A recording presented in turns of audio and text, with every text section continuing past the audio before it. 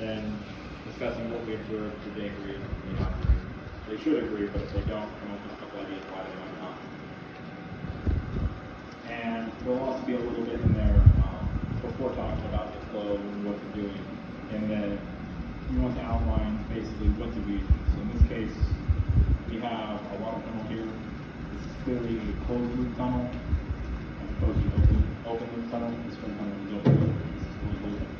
So principally, whether you're talking about a wind tunnel or water tunnel or any type of flow testing device, you'll tend to get all the same components in the system regardless of what you're doing. In our case, our drive system is a water pump, which you can see down there on the lower left. And then we have a quieting chamber, which is a large area next to that cylindrical structure down in there. It kind of lets the flow spread out, lets the turbulence and the flow die out a little bit. We have a flow straightener, which is those grates in the middle, which are wire mesh and honeycomb, or I think they might actually be just some basically like half straws. And the idea with those is to make sure the flow is all going in the same direction. So we don't have any turbulence, we have a minimal amount of turbulence get to our model down here in the test section. So after the flow straightener, which is those grates, we have the flow constriction. So it goes from three or so feet wide down to a little bit less than a foot down here. Quite a bit less than more like half a foot. Down here where our model actually is in the test section. And then our flow goes down these two return structures and then goes back to the plumbing, the water pump, and it goes through the same loop of feeding. It would be quite difficult to have an open loop water tunnel just because it would require an absurd amount of water. So right now, which is the condition we're going to be using to look at this body, and we have 2.5 meters per second nominal flow velocity in the middle of the water tunnel here for the test section.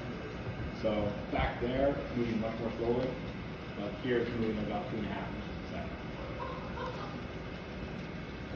So one thing that Rob will do is perhaps talk about something because this is inherently a very visual lab. There are very few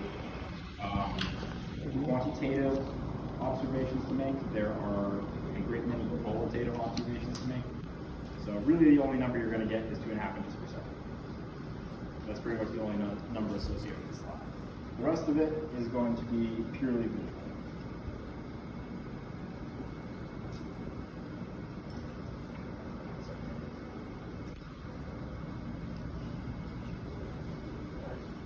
So in this case, we have a couple different colors of food coloring to visualize the flow and what it's doing around this body.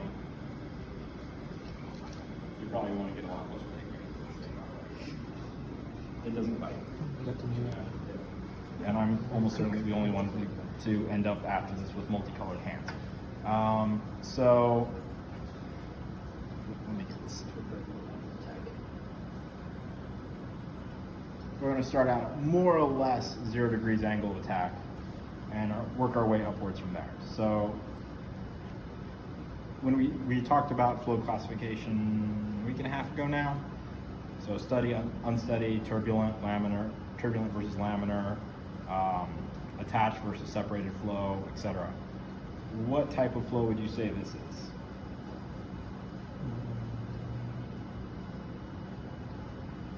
No, not just necessarily in those 3 categories. There's a couple of others that you could definitely name for this. So right now, yeah, I mean, actually it was a lot clearer a second ago. This flow is pretty close to laminar right now. Really, we don't have a good way of telling concretely if it is or isn't, but it certainly looks like it's certain at least until it gets to the back of the body, where we definitely do have a separated pocket of flow behind the body, right? Anything else?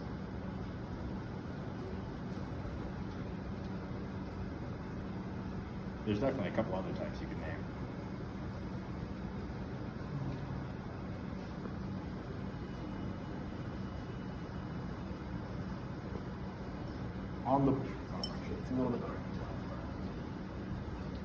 On the body itself and not behind it. Is the flow changing very much with time? speeding up first? I mean, like, if you look at any one given point, is the flow changing with time? No. Not really? No. So what type of flow would that be? Is it normal?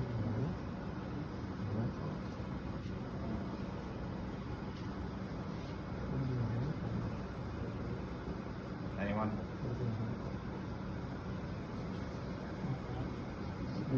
So, in this case, you'll recall that steady flow is the type of flow that doesn't change with time, right? So this flow is pretty close to steady. It's not quite steady. In practice, you'll rarely ever get something that is perfectly steady flow. You'll get random eddies and currents just due to tiny, it's like these bubbles on the walls, for example, are having tiny effects on the flow that would make it somewhat unsteady, even in the best circumstances. But those effects have a tendency to average themselves out over time, and you tend to get what is overall steady flow out of it, or you can get overall steady flow. So at low angle attack, we can see the flow is just kind of running along the body, right? In this case, along the bottom of it. And it's really not doing a whole lot, it's just flowing around the outside of the surface. One thing to note is we don't actually see much of the flow moving around this. We only see a little bit of it because we have the red dye. We're getting the exact same effect, or very close to it, on the other side of the body, and we get different effects upstream and downstream. We're only visualizing part of this body, right? Just keep that in mind. If we did try and visualize everything, you would have, an effectively infinite number of different colors of dye, and that wouldn't end up very well for actually being able to see anything at all. So we kind of have to pick and choose in this case and make do with a somewhat broken model in that blue dye doesn't work in this one and we're out of green dye. So luckily we will get blue for the delta. But as we increase the angle of attack on this, what type of flow would you say this is now? Unsteady. Definitely unsteady. Anything else?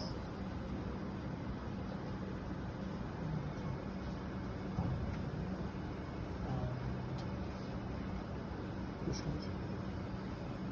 then non-uniform. Non-uniform. Yeah, it's definitely non-uniform. We try and get uniform flow up here, but the moment you have a body in the way at all, you're never going to get uniform flow. The moment you put literally anything near the flow that disturbs it, it's non-uniform by definition. But yeah, it's definitely non-uniform. Yep, there's another couple of trivial ones in that this is pretty obviously A, incompressible, and B, subsonic because it's water. It is very hard to get compressible or sonic or supersonic flow in water just by the virtue of how it behaves. So, anything else you guys can think of?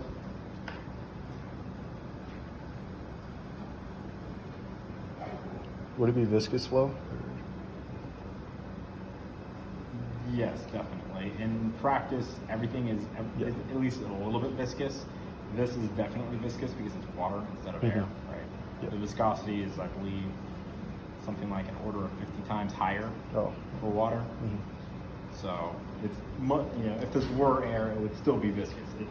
But just to a this is less definitely degree. viscous because it's water, which just happens to be much more viscous. So this is somewhat unsteady at this point because we do have these vortices, these spiral formations that are changing with time.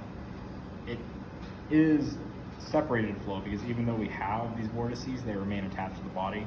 There's no pocket of flow that is circulating back up the surface of the body in this case. It's all moving with the flow downstream. So this is attached turbulent flow in that sense. It's unsteady, viscous, subsonic, and compressible, like we said. So this, and we'll see this a little bit more with the delta wing. This type of body, once you start to, I just crank the angle of attack down a little bit, but at low angles of attack you see fairly laminar flow, right? It just kind of sticks along the surface, doesn't do anything out of the ordinary. But when we start to increase the angle of attack that is, we can see that the flow starts to rotate around itself, right? It's a little bit hard to see, but for example, up here, we have a sheet of die that is more or less tangent to the surface. And then as it moves down the body, it slowly rotates around itself. And it makes about one full rotation before it reaches the back of the body in our case right now. So that type of spiral formation is called a vortex. Where you might be most familiar with hearing the term or seeing them is associated with wingtips, and that it's when you get the high pressure flow under the body that circulates up to the top of the body. And if the body's moving through the flow, you get that spiral formation drawn out over a distance, which gives you, or you get that circular motion drawn out over distance, which gives you a spiral.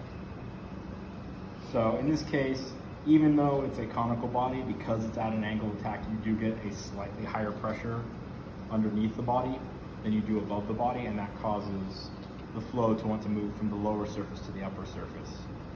In this case, generating a very slow vortex right now. So we can increase this angle of attack and see how that'll change it.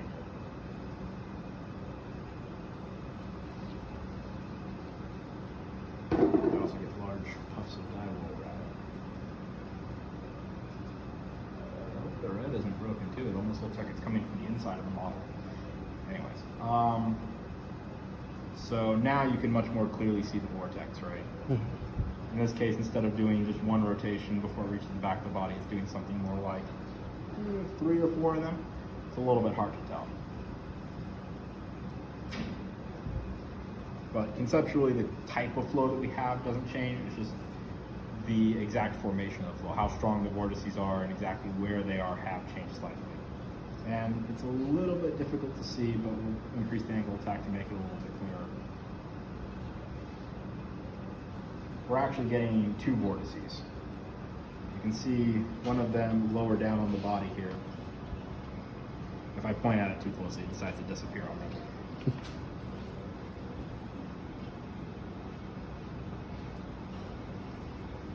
One second.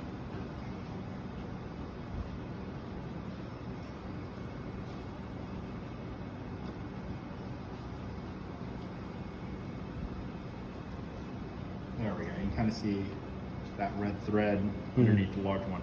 So we get a secondary vortex that's a lot slower than the main one, but we do also have our main vortex that is, as we increase the angle of attack, getting more energetic. It's definitely getting faster. We can see it doing more rotations before it reaches the end of the body, right?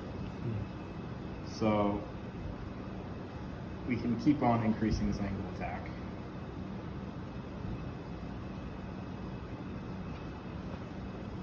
And kind of take it to the extreme. And this is, I can't really tell from back here because of refraction.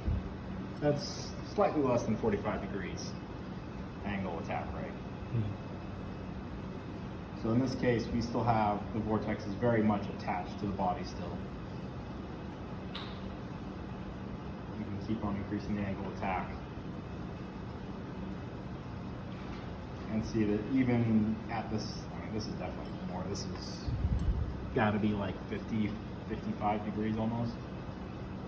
Unfortunately, I don't have a means of actually measuring the angle of attack, but again, the thing is, it's more qualitative than quantitative.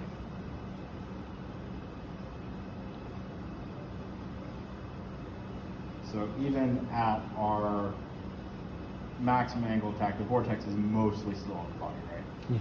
One thing we can observe here, and then we'll see it a lot more clearly with the delta wing, is that this vortex very clearly has a point at which it starts to break up, right? So this is what we call the vortex. Well, this is, at this point we say the vortex is bursting, right? It goes from a well-structured spiral formation to a very diffuse, just kind of mixing cloud.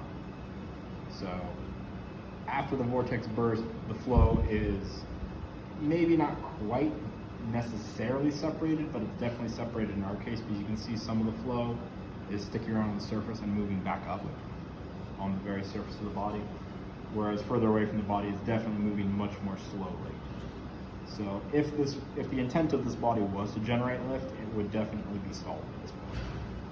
It would not be generating any meaningful amount of lift, and it would be generating pretty much its maximum amount of drag.